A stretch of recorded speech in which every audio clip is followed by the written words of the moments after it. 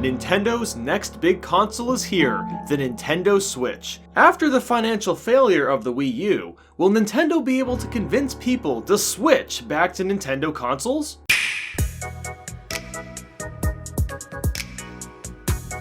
So to start things off, the Nintendo Switch currently costs $300 in the United States. With that, you get the tablet, right and left Joy-Con, right and left wrist strap, dock, Joy-Con grip, and an HDMI cable / AC adapter. If you don't understand how this console works, it's essentially a handheld and console combined into one. The tablet is the main device. You can carry it around and play games using the Joy-Cons, or slide it into the dock to play on the TV. Let's start with the tablet itself. The screen size is 6.2 inches and the resolution is 720p, making it Nintendo's first HD handheld. The quality of the resolution is fantastic. Everything looks very crisp and clean. The games I purchased that demonstrated the high resolution include The Legend of Zelda Breath of the Wild, 1-2 Switch, and Shovel Knight. All the games look really great. The tablet is also extremely light, weighing slightly more than the average phone. This is pretty impressive seeing how much technology is packed inside. I left the tablet in the dock for several hours while using it to test how warm it gets. The tablet only slightly heats up, indicating that the Switch will not overheat on you. Other features include speakers with volume buttons, an audio jack, and a touchscreen. Nintendo's console usually focuses on using a stylus for touch control, but now it's based on using your finger. You can even add a micro SD card up to 2 terabytes underneath the kickstand for storage. That's right, you can prop up the tablet with the kickstand and play your game with the Joy-Cons disconnected. It's amazing how versatile this little device is. We're going to talk about the Joy-Cons separately because the button layout is different and therefore results in varied playing experiences. Starting with the right one, the first thing you may notice is how tiny it is. I can actually cup them in my hands, they're so small. Now for someone that has big hands, this may be a problem, but we'll talk more about that in a minute. The face buttons feel very nice and require very little pressure to push. The joystick has a very weird feel. That's because the stretch length doesn't seem to go as far as usual. It's hard to describe, but with some playtime, you'll quickly adjust. The shoulder buttons are also very nice to use, but I wish the ZR button was a pressure trigger like the PS4 or GameCube controllers. The plus button may look cheap, but works just as well as the buttons do. The home button is small and out of the way, which is nice so that you won't accidentally push it while you're playing. There's even shoulder buttons on the side called SL and SR. They work just fine, but aren't nearly as easy to use.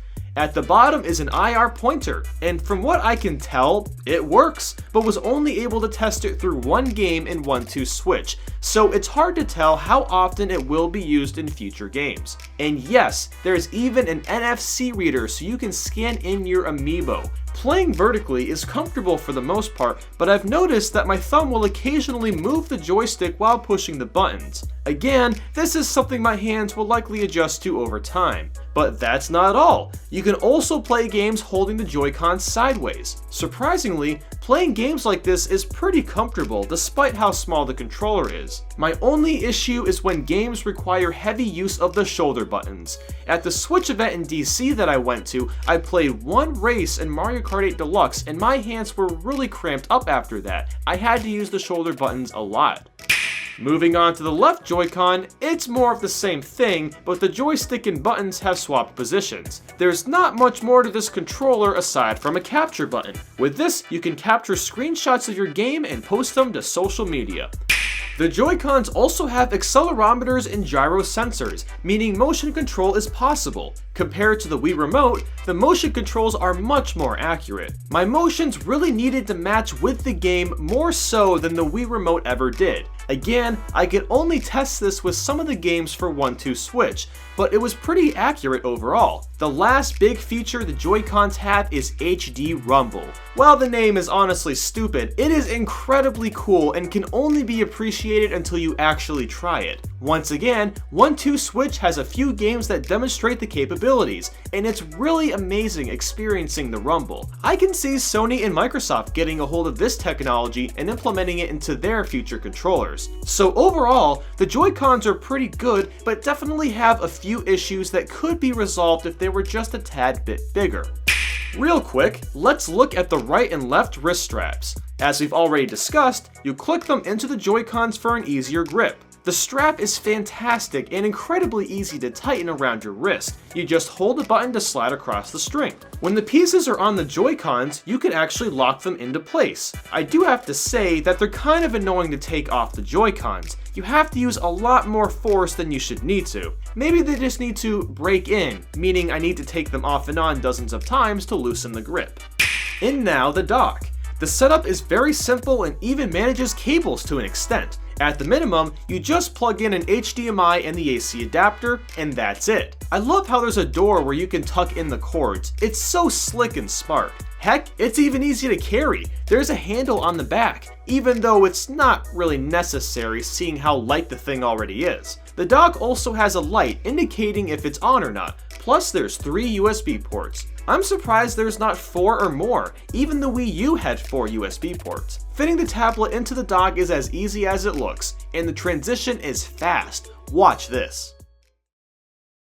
Ah, that's sweet. So the Joy-Con grip is nothing more than a shell to put your Joy-Cons in. This makes using the Joy-Cons much more comfortable for more intense games like Breath of the Wild. Even with the grip though, the Joy-Cons still feel a little awkward. It's almost like they're too close together or something. I may just not be used to it, but playing felt a little off. Unfortunately, the grip you get with the box isn't the charger version. Yes, you can buy a version of the grip that will charge your Joy-Cons simultaneously. It's pretty dumb that we don't get that to begin with.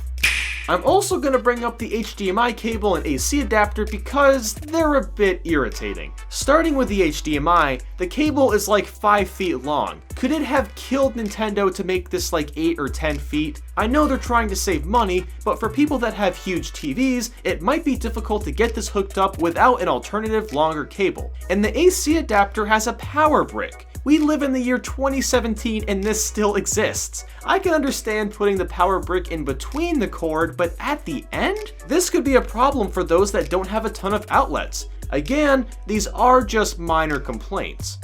Since the Switch is primarily a handheld, it's important to know what kind of battery life you'll have. Starting with the tablet, on a full charge it can last anywhere from 2.5 to 6.5 hours, and it takes about 3 hours to fully charge. Now 2.5 to 6.5 hours doesn't sound like a very long time, and it honestly isn't. But to be fair, the Switch can run some very intense games in HD at 60 frames per second, so it's not that surprising. Thankfully, the Nintendo Switch uses USB-C to charge and you can plug it in anywhere, except with the new MacBook Pro.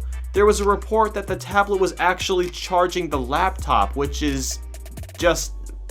what? Anyway, I'm sure there will be accessories where you can extend the battery life. Moving to the Joy-Cons, their battery life is around 20 hours and take about 3.5 hours to charge. 20 hours for controllers with that much technology in them is pretty spectacular if you ask me. Since there's no outlet to charge the Joy-Cons, you'll have to insert them into the tablet while it's in the dock. You can also charge the Joy-Cons at the same time as the tablet if it's plugged in with the USB-C cable.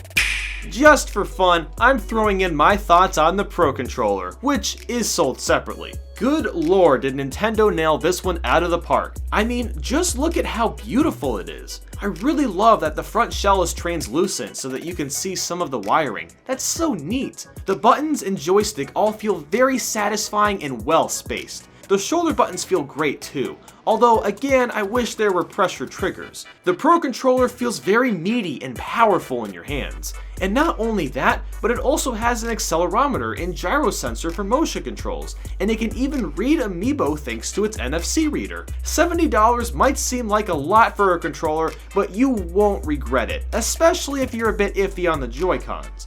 Hardware out of the way, let's talk about what's inside. Starting with the system's UI, I'm very impressed. Setting up your system will take you no longer than 5 minutes. All of the menus are clean and slick looking. It's really nice seeing Nintendo look more modern with everyone else. The main menu showcases all the games you've downloaded and what game card is in your system. There's surprisingly no music playing in the background, just crisp sound effects when you're moving your cursor around. It's really nice to have silence because it complements the layout and style perfectly. Everything loads quickly too. Since game cards are back, as soon as you get one in your Switch, you can start your game right away. Switching between the apps is incredibly fast too. This may not seem like a big deal, but if you owned a Wii U, you'd understand how slow the UI was.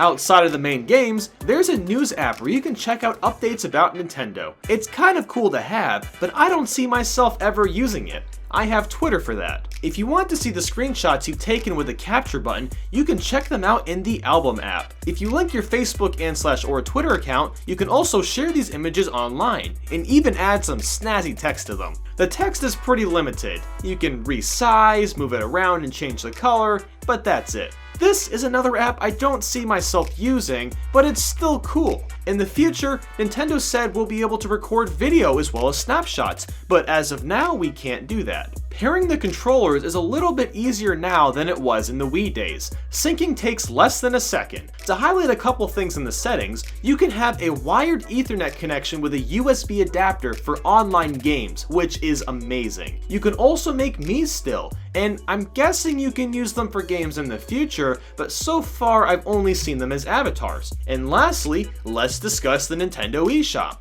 The layout is again incredibly simple. Since the system just launched, there's almost nothing to buy, but it was very easy downloading games digitally. The only downfall is that the system doesn't save your credit card information, but even that isn't a big deal considering it only takes a minute or two to put in your information.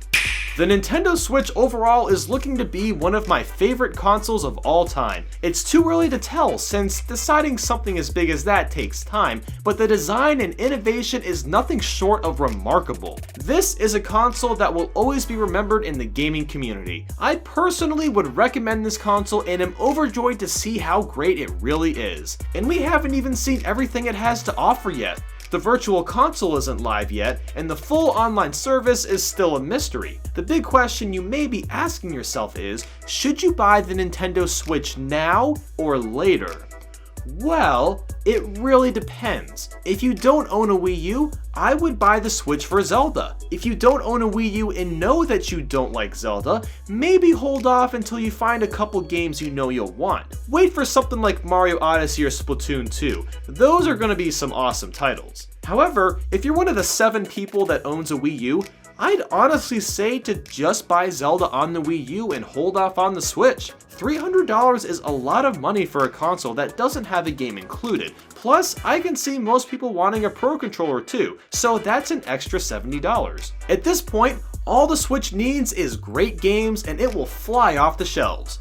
Leave a like and subscribe if you enjoyed this video. Let me know in the comments if you own a Nintendo Switch yet and what you think of it. Thanks a bunch for watching and have a great day, guys.